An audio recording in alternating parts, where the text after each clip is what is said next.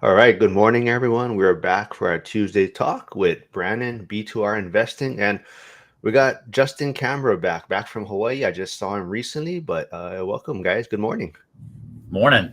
Good morning. Happy Tuesday, everybody. Yeah. We told Justin put more weights on that rack back there. It looked like he was pumping some iron, but Yeah, sweat rag and everything. yeah. But if people tuned in last week, we did had Dion join us, and we kind of went a little bit off topic. We were originally going to talk about Brandon wanted to talk about like ideal or optimizing cash flow. We kind of got into the 50-year mortgage topic though. So this week we're going to kind of dig into the topic Brandon originally wanted to discuss last week. So Brandon, maybe touch on that real quick. What was that all about? Yeah, so I was thinking, and that's why I put it in our school group. If what everybody thought as a minimum cash flow, because as I was, I've been in real estate and finance for 30 years. So, what was considered good cash flow 20 years ago is a totally different number today, and I think it's changed even more since 2020, what you need to start out with as healthy cash flow, and wanted to have that conversation and kind of see what everybody thinks. And I'll kind of get into some of my points throughout the discussion. But Justin, what's your thinking on it? I'm a big fan of the 50-year. So and I kind of think of it as a couple because in a perfect world, you'd cash flow with 30-year. Next best alternative would be the 50-year. Next best alternative is interest only. So I like it better than interest only. It allows people to get more house in today's expensive market. So it frees up people. Now, if you use it correctly. Now, it can also be used, negatively as well. But I think if you're using it for a specific purpose, i.e., a house hack or an investment, and I think it's like a no-brainer. What do you think would be the minimum starting cash flow?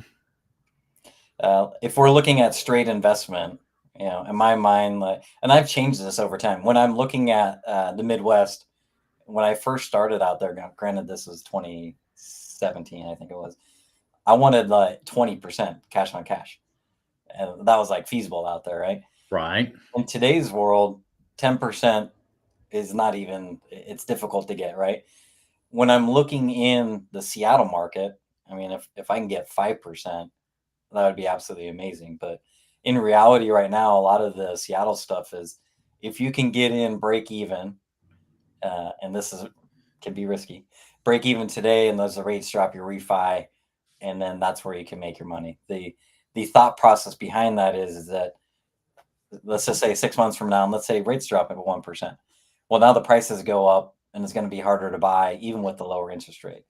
So if it's a good asset and you think it's going to be there long term, and you can break even or better today, it's a calculated risk that I would take. Gotcha. Kind of, where I land and what I saw in the discussion, and there was quite a bit of engagement before I put a number I thought is 250 in cash flow starting out is where I'm trying to land or better. And the general consensus was most everybody put $200 or higher was the general consensus. And I remember 20 years ago, if you were getting $100 in cash flow, 100 to 150, that was considered great cash flow. And so I think now in today's market, 250 and higher is considered great cash flow. But to secure the property for the long term, and this is what I wanted to discuss, is I know we talk about cash on cash return, and that is one metric, but it misses something. And I think there needs to be two things being evaluated both at the same time, is a minimum cash flow threshold and the cash on cash. And you said it, Justin, when you're looking in different markets, the yield is different. Midwest yield, it seems like, because I'm not in the Midwest, is 10% is attainable. In the coast, it's less than 5% or zero. In my area right now, this is the importance of knowing what average is. In my area, even here in North Texas, the average is around 3% cash on cash return with 25% down. So then I'm very competitive. I say, well, who wants to be average? I never want to be average in anything. And so I'm looking to 3X that return. And so I've been able to attain that 10% plus cash on cash with brand new properties.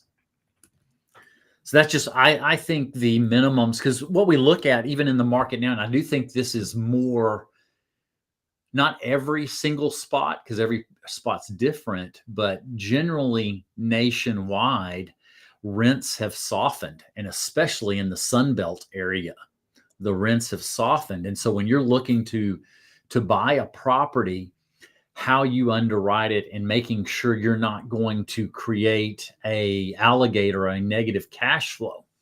Give example. So, what we're seeing now. So say I were to get 10% cash on cash return in an area that averages break even. The example is I bought a duplex. I did 8% or $8,000 in closing costs, and my cash flow is $800 for the year. I'm getting a 10% cash on cash return. Is that healthy? And are you in a very precarious situation? What do you think?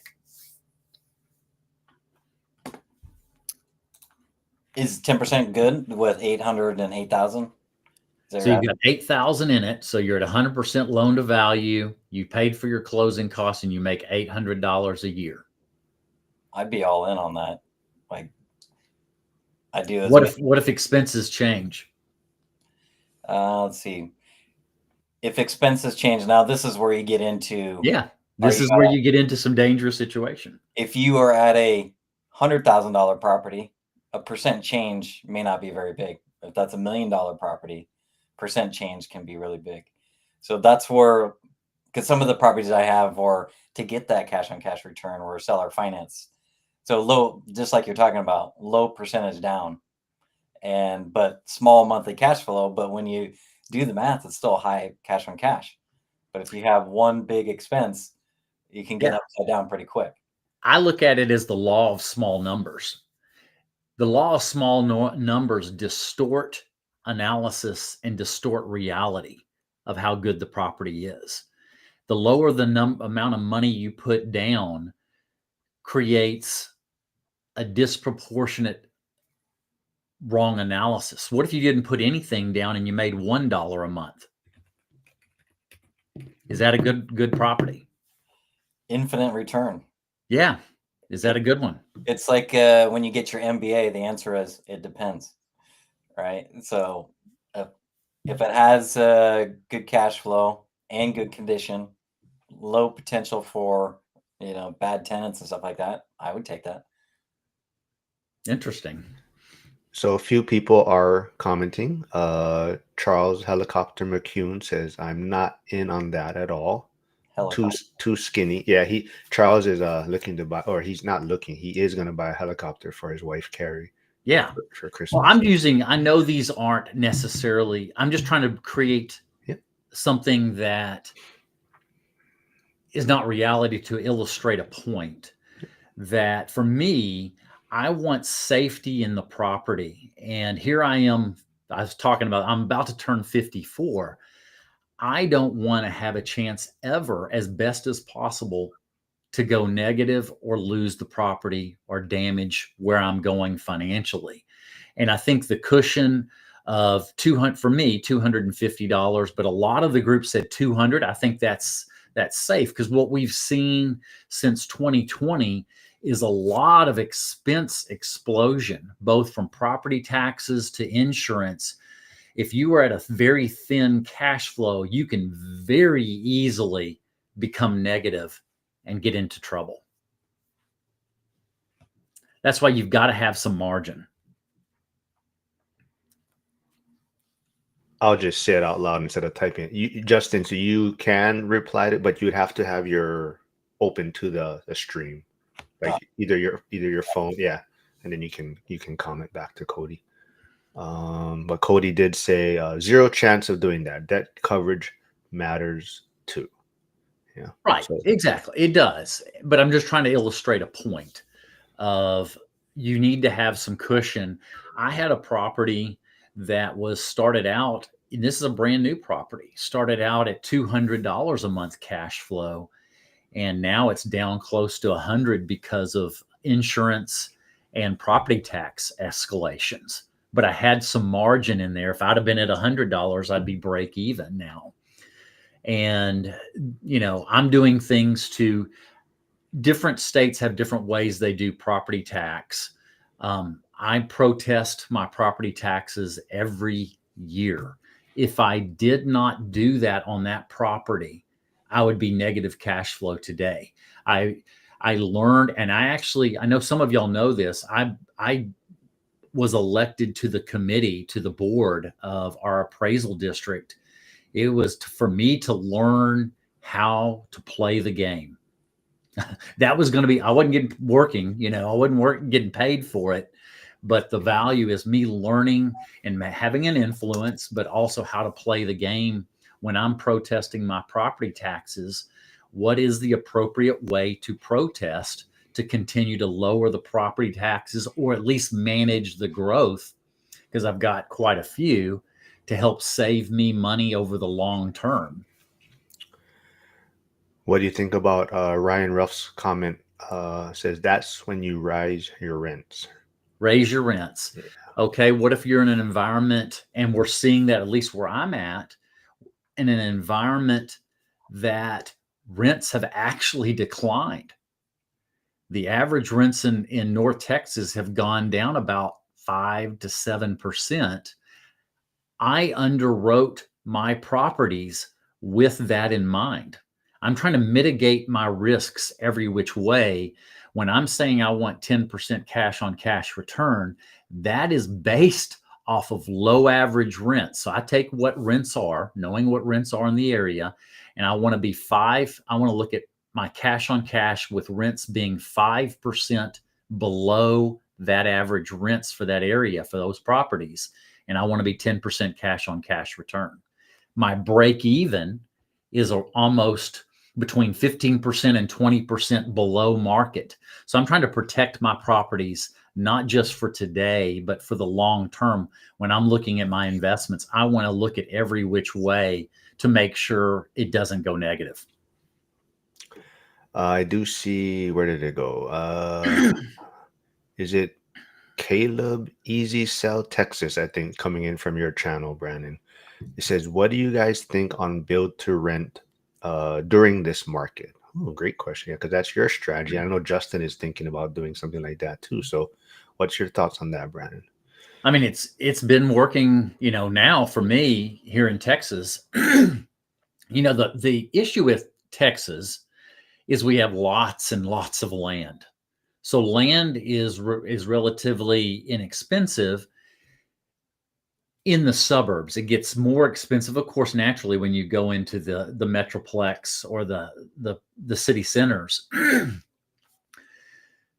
So I have metrics of what I'm looking for. I'm looking for older subdivisions that maybe all the infill lots didn't sell out. And sometimes you have old cost models when they built the utilities into it. And I've been able to find pricing that works.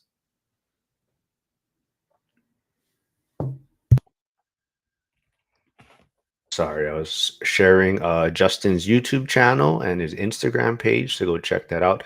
He'll be streaming live next time from his channel. He had to wait the 24 hours for YouTube. But Justin, I know you kind of mentioned offline too that you're possibly looking at maybe into the build to rent strategy. Is that correct? Yes, but I do want to address the guy that said this is where you raise the rents.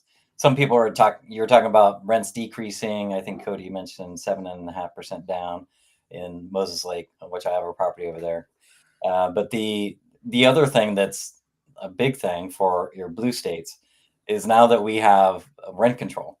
So like we can't even if you want to go, say your property taxes go up greater than 10%, you can't go more than, I think it's 7% plus the I think the consumer price index increase. So for Seattle area, that's like 9.7, I believe, right now. So if your taxes go up, you can't just raise it the same amount as your rent. So that's one thing that we have to contend with in this market out here. Now, addressing the question on build to rent, yes, I'm super interested on build to rent. I'm doing a short plat, like, which has been taking forever. I'm almost 2 years into it, but it should be done in the next couple months. Then I'll have a free and clear land. And so the original plan was I can throw a manufactured home on there and probably gross about 150 if I sell it. But then I'm like, man, I went through all this pain and effort. I'd rather have like a long-term good asset. So I'm like, well, what if I do a build to rent? Because there's some like around this area, there's some off the shelf designs. It's called Highline Homes or Adair Homes, where you can just basically say, hey, I want this duplex on this property. They have it all priced out for you. You know, it's been a couple months since I looked at it, but rough numbers is around 500K all in for a 3-2 one car garage. And you know, I'd have to do some site work, so call it 600 all in. So I'd have to be about an 800 to get a full BRRRR, and then you know the rates would have to be at around 5.5% to be about break even. So that's kind of what I'm looking at doing, to where instead of taking the quick money and then having to pay tax on it, why don't I roll that into a build to rent model and have a long-term asset? Because what I'm realizing, and maybe since Cody's on here too, like a lot of the properties I owned are older properties. And so in the Midwest, the reason why they're cheap is they're old, and there's a lot of them, right?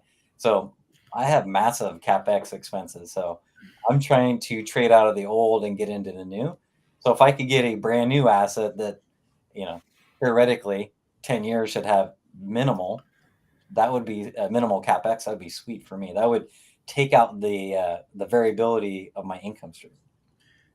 Yeah, Justin, that's one of the things I've looked at in, you know, I started construction on my first ones in 2020. They didn't go live where I could rent them until 2021.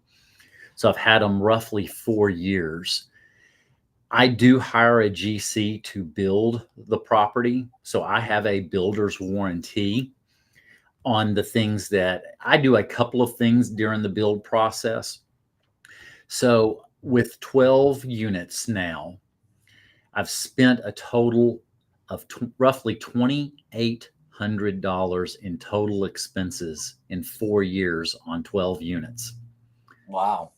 So it has allowed me, because I do start out. So you know, if you look at older properties, and we'll talk about something else, lower rents. But if you have older properties, your allocation for reserves or for maintenance, vacancy, and CapEx, 15% may be a good starting number. It might actually be higher depending on the property or what you need to allocate. And you're spending a lot. I start out at 8%, and I have been able to build up. Now I'm close to 40 grand in reserves built up over 4 years, and I've only had a total cost of roughly $2,800. I love it. It's a feedback from a wise investor. Like my whole investing career until recently was full stream ahead. I would just earn more income and not have reserves, which is great when you have like the W-2 steady income. But as you leave the W-2 world, the reserves are paramount. So I'm shifting into exactly what you're talking about, setting aside reserves for the properties such that when something breaks, the money's already there. Yeah, the money's already there. You know, I'm looking at something. What was I looking at today? Well, just recently, I had my very first build. Of course, we always learn a lot on the first build. I didn't put in a fence. And so because I had the reserves, man, it was a no-brainer. I'm adding value and I'm adding where I'm getting more rent and more appeal. I went and pulled the trigger on this fence, put in a brand new fence for, I think it was somewhere around $3,000. It was no hesitance. I had the money. I had plenty of reserves.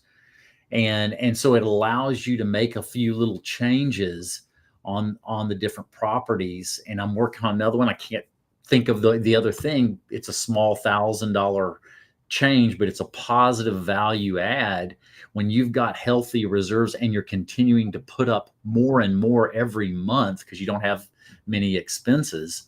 It gives you freedom to make little changes, or it just builds up. I'm looking, for me, to protect this property. There's lots of ways you underwrite it, like I've been talking about, but reserves are further protection to keep the property long term. I want to have about my goal is 4 months of all the expenses, including the mortgage payments, for me on these 12 units comes out to $55,000. And I want to hold those 4 months in there. So I'm roughly close to 40, and I'm rapidly getting closer to that 55. Then, now granted, I'm still growing. So then when I get new properties, that number changes. But I'm keeping it so that if I have to think, I'm closer to retirement. Heck, you're ahead of me. You're 10 years younger than me. I have this window to make it, here in my 50s, completely where these cash flow paying all my expenses. I've got to do some things a little different. Same with the build to rent. If you're buying these properties from Lennar, DR Horton, you name it, and I see some people doing that, it is getting some traction. I've seen several articles just recently on build to rent, but they're buying them from the builder. They're getting a good deal and maybe it cash flows, but they're not getting the equity. I looked at it for me, how can I create wealth that doesn't come from me? If I'm putting 25% down, I'm just moving pockets. I'm moving it from cash over into the property. I haven't gained any equity or any wealth yet, other than when the tenants start paying down the principal and whenever appreciation starts happening. And it hasn't happened in 2 years, and I don't think it will unless the 50-year mortgage comes out. There will be some appreciation for a little while. I created it in a sense out of thin air doing the build to rent, because I was able to build them with 20 to 22% instant equity in today's market. I'm building them for 200, 205,000, and they are legitimately appraising for 260 to 265. I've created wealth out of thin air. And I know you touched on property taxes and disputing that yearly, Brandon. So Jerry Mills, tuning in from your channel, says, do you offer teaching on how to dispute property taxes? I haven't, because every area is a little different in how they do it. We have a county that allows you to look at both the sale approach or the income approach. Not all, even in Texas, not all counties will allow you to do the income approach. They'll only use the sales approach. So you have to look at which one, and you've got to be able. So the biggest one is the sales approach. You've got to go with those numbers, and I'm looking at where the market is, and I'll have 4 or 5 examples if it's the sales approach, and I'm looking at as apples to apples and in the condition that they are. Even on these new sales, here I'm building new properties in a predominantly owner occupied area. Sales prices have come down, and I'm constantly monitoring them, and I'm taking those. Or I go to I know a counties that they will give you, because I'm building them, let's just say 200,000, I can go with my actual build cost instead of retail and say, here's what my build cost was with that contract, and the counties will match what I actually paid to build it. So I will get it valued year one at 200, even though they're selling at 260, because I brought the actual numbers and the contract, and they will put it at 200,000 year one. Well, there's a tax break. I'm not sure if you know Jerry Mills though, Brandon, but he is on tuning in from your channel. But he says, I'm breaking ground on the first phase of a 30 townhome unit development of my own, B2R. So yeah, Uh, you've got to find out, Jerry, if your area will take what it actually costs you to build them. And I went ahead of time. So maybe that chief appraiser, depending on what the title is in your state, I don't know what state you're in, they might accept the value being taxed at that value based off of what it actually cost you to build. That might save you money. In our area, that does save money. The area that I'm building in currently is outside of the city limits. So that saves 1% in property tax. Here in Texas, most of the area is taxed between 2.2 to 2.5% of the value is the property tax in a city. If you're outside of city limits, you don't have city taxes. So I found an area that is right on the very edge of the city limits. It saves me 1%. So the property tax in this area runs 1.2%. And that's low for Texas. So I'm at 1.2% and I'm taxed at that. Well, that on, let's just say it's 260,000. Well, that's $2,600 in tax savings a year. And that on top of what the already cash flow is, if I had to net that out in expense, it would still cash flow, but not having to pay that city property tax makes it a great investment. And I just saw Indiana. Yeah, I just don't know, other states, how they operate.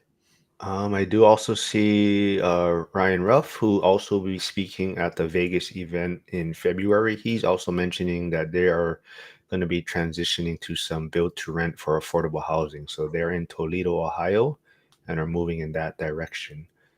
I know you had some stuff you want to share on your screen also, Brandon. Was there some Yeah. things you want to Let me put up get there? to that first. Let me answer a little bit of that, Ryan and Justin, what you're talking about. So when I was looking to do build to rent, let's talk single family.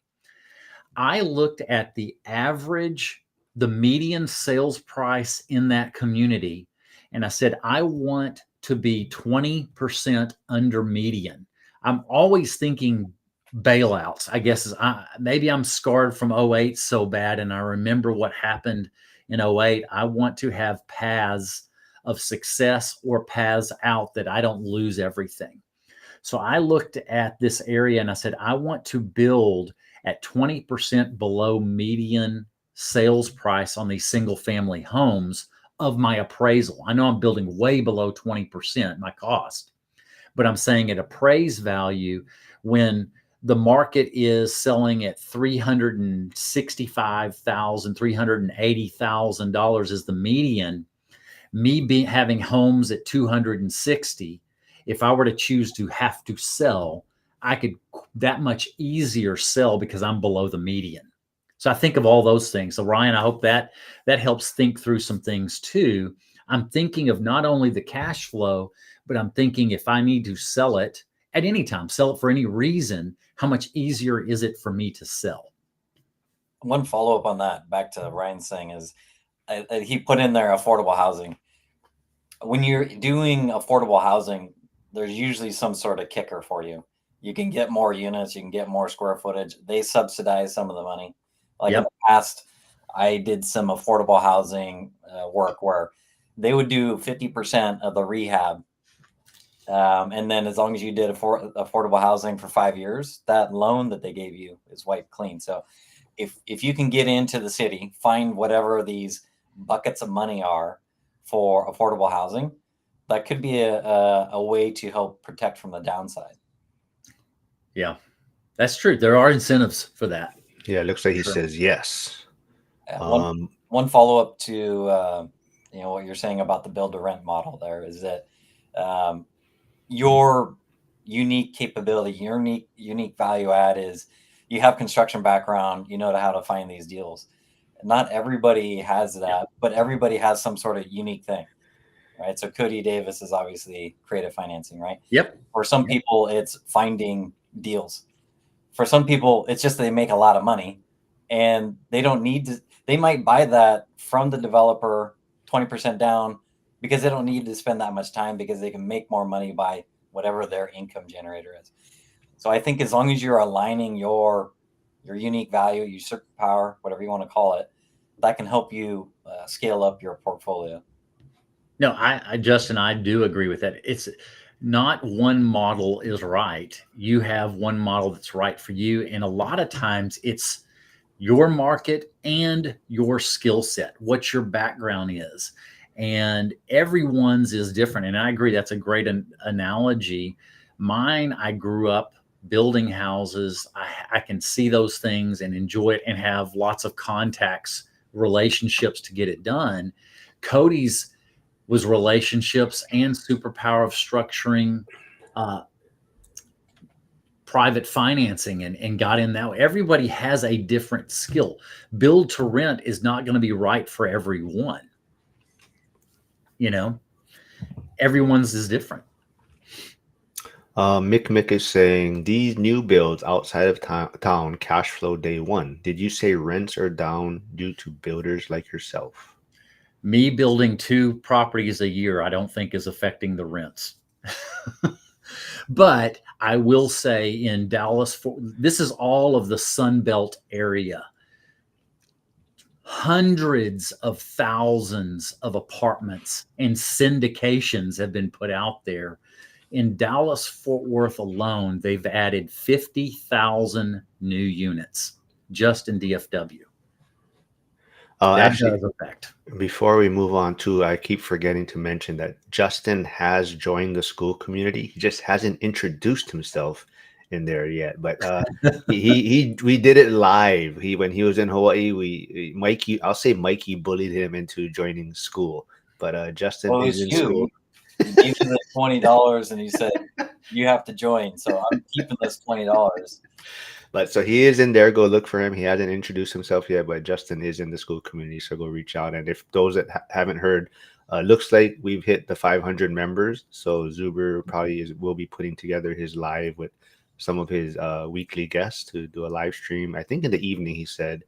And he's also going to open up the How to Get Your Money Right course in the school community. I do see Nick, hey, my Bitcoin man. We're going to start doing a weekly thing once he gets back from his travels. But he says, I built the ADUs and have instant equity more than it cost me to build here in California with 1% rule, easily for cash flow. Yeah, I do use that 1% rule. It's kind of a quick back of the napkin because I know, but I also know what my build costs are. So I'm looking at a property and I'm like, okay, but first you have to know what rents are. That's the first thing you have to know is rent prices. What are they going to get in that area for that specific type of build or that 3-bedroom or a 2-bedroom, you name it. You've got to know that. And so then I'm looking at a property. I look at what I should be paying for the dirt. That video that came out, I think it was 2 or 3 weeks ago. I went through it on a whiteboard, a step-by-step of how I evaluate day one on finding property and what I know it costs me to build. But let me show you one here. Let me share my screen if it's okay, Mark.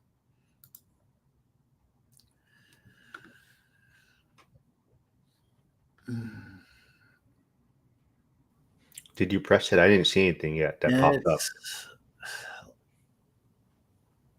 So usually you gotta share and then you gotta choose what do you want to share. It'll say like your window, or it will give you an option of what do you want to share. Yeah, it's making me open all kinds of stuff here. Oh, these damn boomers. I know. Just let me share it. I hit the button. Maybe a future, while you're doing that, maybe a future topic is since I'm looking at build to rent, Brandon, if you want to, I can get the data from the builder and just kind of run through the numbers. We could do a live analysis on should I build to rent a duplex at once my short plat's done on the new lot. Yeah, I can't figure it out. I don't know. Stupid piece of crap. Well, hopefully your presentation doesn't turn out this way in Vegas. Hopefully Yeah, you're no, a little that better I prepared got for that. dialed in. Well, you know what? It doesn't matter because we do have a lot of questions actually still yet in the chat. So there is, like I said, Caleb, Easy Sell Texas from your channel is asking, I have private money. What do you think of using it for the construction part and refinance with a DSCR loan? I am highly considering it. No, I mean, that definitely is possible. I'm looking at it. If I had somebody offer private money, I'm going to compare it to my bank financing. If that private money's better, why not?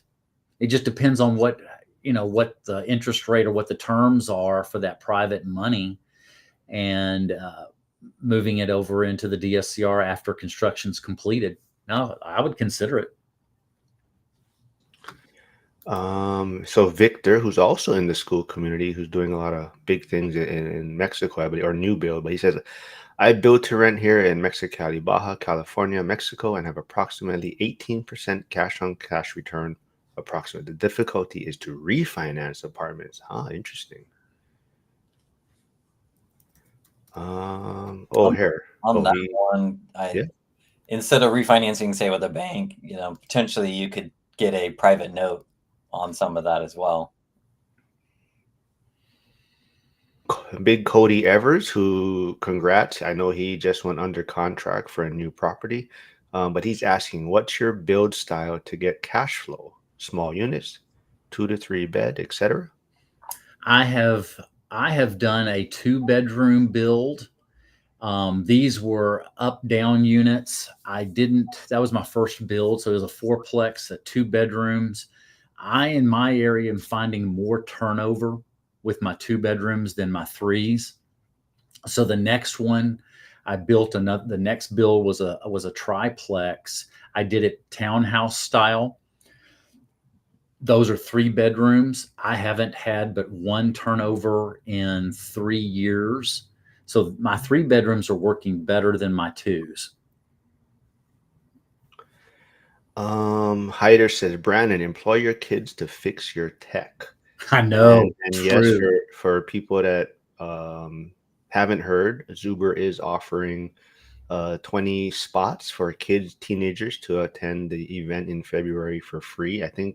I know about 5 or 6 people that may have reached out to him already, so I'm not sure how many spots are available. And the other bonus you do get is that Cody Davis has offered to have one-on-one sit downs with these kids, teenagers to kind of talk about finance and maybe their thoughts on their future and whatnot. So hey, you get a bonus, so you can bring your kids for free, and whatever ticket you purchase, they'll get the same. So if you get VIP, they'll get VIP also.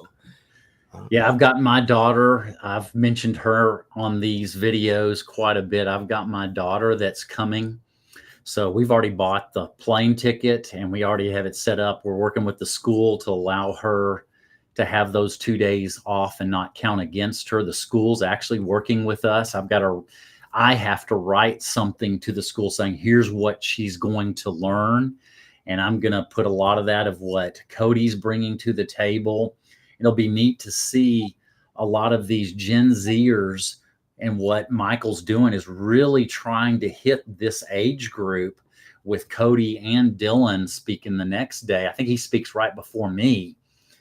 And then offering these teenagers to come, they're getting something that school doesn't teach. And that's financial literacy and a path to financial freedom that none of the schools are teaching. And that's what I'm going to put in it. So I'm excited to bring my senior in high school. She's going to be coming. Couldn't she just be sick? Like, did you have to go through the whole thing of like, hey man, we're honest and we're trying to talk to the school and work it out. I'm just saying, but all right. What they're doing though, here's why. Let me just speak to that. So if you're sick, our school does, if they miss 3 days or less of school, they don't have to take finals, no matter what the excuse is, 3 days or less. Wow. So she wants to make sure those 2 days don't count against her, because we've got, we live this Hawaiian life. We're heading down to the beach maybe next week, and then maybe again in January, and then again in April.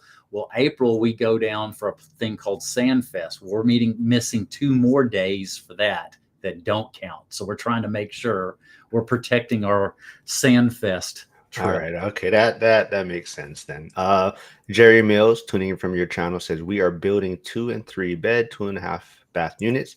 Wanted to have both options on the units, 2, 3 bed. Jerry, I have thought of that too. I've got 1 more multifamily, and what do I do? A mix of 2 and 3 bedroom. I've got the 2 multifamilies. One's a 2-bedroom multifamily, one's a 3. And then I've got single family builds. I'm just finding my 3 bedrooms in my area stay rented longer. I have 7 3-bedroom properties, and I've only had 1 turnover in 3 years versus multiple turnovers on my 2 bedrooms, which costs money. All right. See, I'm getting in trouble. Coach Nick, the teacher, says honest is best way. It's called independent study. School gets paid and student gets credit for days missed. I don't do government schools. Let's see. Mick says, so the 3-bed triplex, what's the rent a door? What is the cash flow on that bad boy? Cost to build out the door. Okay. So this 3-bedroom, I'm averaging $1,825 on the 3-bedroom duplex, and it cost me $520 to build. Plus on these 3 bedrooms. So I've got the 3-bedroom units getting $1,825, and with that build, I built 5 10x10 storage units on the side of the building, and each of those storage units gets $50 a unit. So it's about 174 a unit, 1850, I think you said. So just over the 1%. Yeah, it's just a hair over, and that was the one that I got hit pretty hard on property tax and insurance. Well, all of them on insurance. I'm fighting every one of them. I went from basically $2,400 to $4,000 in insurance, and I've shopped it 100 different ways, and I can't get it. I'm doing higher deductibles. I'm doing everything I can to mitigate that cost and be still protected. And that's roughly where I'm at. Jerry Mills is asking, what is the school group called? So it's Michael Zuber's One Rental at a Time community. I did put a link in Brandon's channel, but if not, you can always reach out to Brandon or myself, or even Justin now that he's in school. But yeah, it's 67 pennies a day. I got 6-7 out there, so hopefully there you got to get 6-7. So 67 pennies a day. I am paying for people's first month, like Justin, like he was in Hawaii. So just if you find me on Instagram or something, you can message me and we'll figure out how to reimburse you. And if not, if you're also interested, there is a Vegas event in February for Michael Zuber's One Rental at a Time. Jerry, you should come. It is truly beneficial, and I'm excited. I think this year's speakers, I'm very excited for all the speakers. It's February 14th weekend, and it's also the networking. It's all of us getting connected and having just the offline conversations, even though Mark gives me a hard time every time I talk to him and talks about how did I get this wife to stay with me. And now you're going to see my beautiful daughter, the homecoming queen, coming with us. And just, you need to come, Jerry. Yeah. And I mean that legitimate. I'm not selling. I'm not getting paid for it. We call it the ORAT family reunion, but it's also just phenomenal learning from people that are doing it. That's the benefit of this group. Vast majority are actually doing it, not just coming to conferences, listening about it. These are people that have experience. Yeah, I'm looking forward to all the speakers except one, but I won't say which one. Yeah, I know. Hey, I'm worried about that speaker myself. But Justin, maybe Jerry's not sure who you are, Justin. Maybe give Jerry who you are, where you're at, and what you invest in. You talked about the Midwest a little bit, but you also talked about the Pacific Northwest. So maybe fill Jerry in on who you are, Justin. Yeah, I started back 2016, a little bit different from the people on the call. I started in the tech side, so I was working at Amazon, and I was like, how can I get it out as fast as possible? So I started with a house hack in Seattle. Then I had a 11 unit in Yakima, which is 3 hours east of Seattle, and then I started expanding into out of state because I started seeing that it'd be much cheaper to acquire cash flow out of state. So it started in Milwaukee, Wisconsin, 2017. And then I was in Detroit around 2019. And then most recently, Des Moines, Iowa, 2023. So I did a rapid expansion from 2016 to 2022 to 45 properties, 145 units. I've done some restructuring, getting rid of some partnerships and the alligators. I think I'm around 32 properties, around 88 doors, something like that now. And I'm not in Michigan anymore. So I'm just in Washington, Iowa, Wisconsin. Very cool.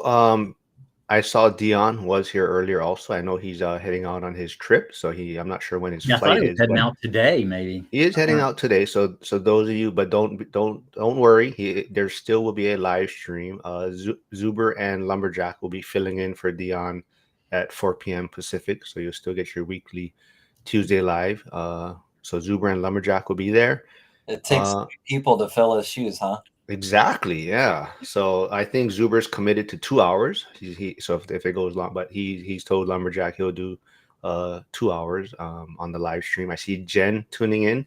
Jen has a lot of stuff planned, I think, to kind of make this event a little bit better. She's putting together some name tags and how to have people check in more smoothly. I think that last year there was a little not hiccup, but it took a little bit long to get people checked in the door. So I think this year she's working on some things to make it a little smoother. And I think we need to damn it. mention too, there's less than 100 tickets left. So Jerry, if you're looking at it, I would look at it very soon. He's almost sold out and there's no room for additional tickets. Very good point. And Jerry, I'm not sure if you heard, I'm not sure if you have any kids, teenagers, but Michael Zuber is offering also for them, they can attend free with their parents or whatnot. So whatever ticket you do purchase, they can attend free and also get a chance to speak with Cody Davis one-on-one, who's my Monday weekly regular guest. Dion said he's skipping Hawaii. Okay, hold on. We gotta do something here. Justin, tell Dion that he shouldn't skip Hawaii, and then Brandon, you also tell him why he shouldn't skip Hawaii. So Justin, you go first. I'm a big fan of Hawaii. It's more of a chillax place. Mm-hmm. But truth be told, I'm more of a Mexico guy because the value per money spent is much better. But I am a big fan. And the last couple of years, I've been going to Hawaii because Cindy, my fiance, has work stuff there. So the best kind of travel is when you're a +1. You have no responsibility. The accommodations are all paid for. So it's the easy life. Brandon, why should Dion go? Oh, Dion. Well, I think Dion, he's going to choke over the prices. So I get that. He is going to choke. But we enjoy it.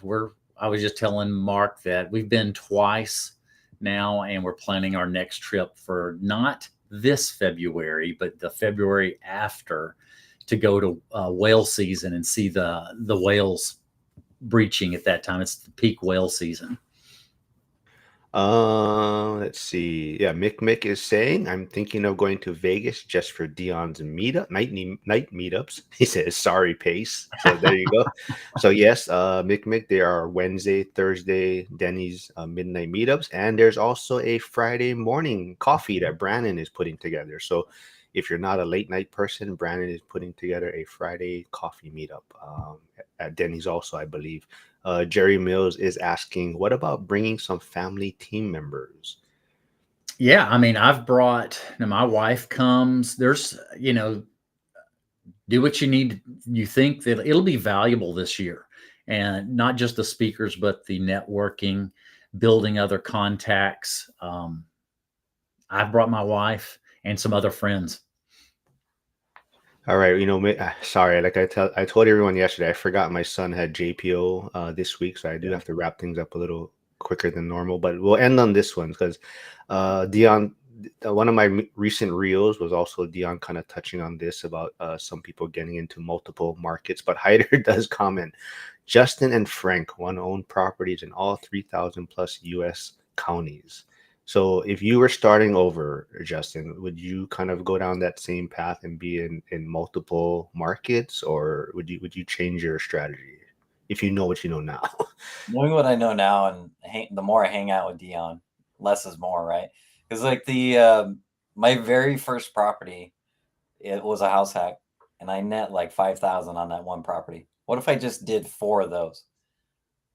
20K a month, easy money, right? So over time, I'm shifting into less is more, and I'll probably do more of the build to rent, and specifically in Seattle, it's more about ADUs, detached or attached.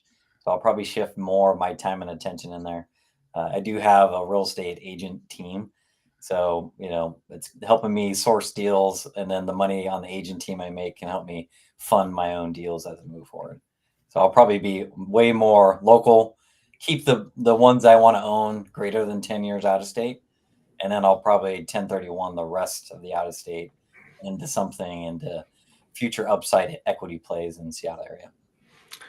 Yeah, so if you want to reach out to Justin, there is his Instagram page and also his YouTube channel, which will be streaming live from next week. He just needed to wait the 24 hours. So if you can jump over to his channel though and subscribe there. And I don't like promoting Brandon's channel because he's past me or he's catching up to me. But if you haven't, though, here is Brandon's B2R investing channel. So go check it out. He does a lot of cool stuff there. So go subscribe if you haven't yet. But any final words you guys want to wrap things up before I got to roll?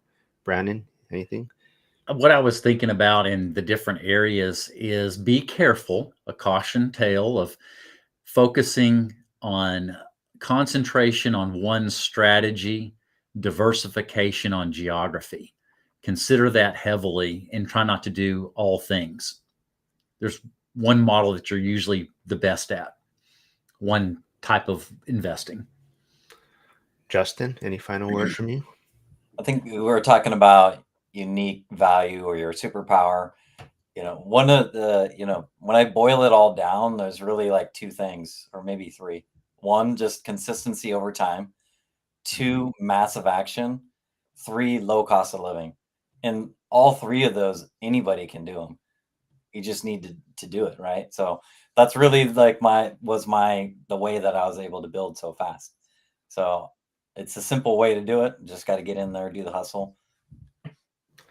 And we'll wrap it up with Josh Burdick's comment then. It says, imagine learning to ride a bike online. At some point, you got to saddle up. Yep. All right, everyone. Thanks for tuning in. Sorry, I got to wrap it up a little shorter today. I'll see you everyone tomorrow. I'll be back with kind of my Wacky Wednesday one with Joe and Lauren. It's a little more entertaining, kind of off topic. But we're also going to have an agent from Florida on tomorrow. She does like vacation rentals. And we're going to see if the vacation rental market is dying out there. But everyone, I'll see you folks tomorrow. And thanks, Brandon and Justin. Yep. Thank you.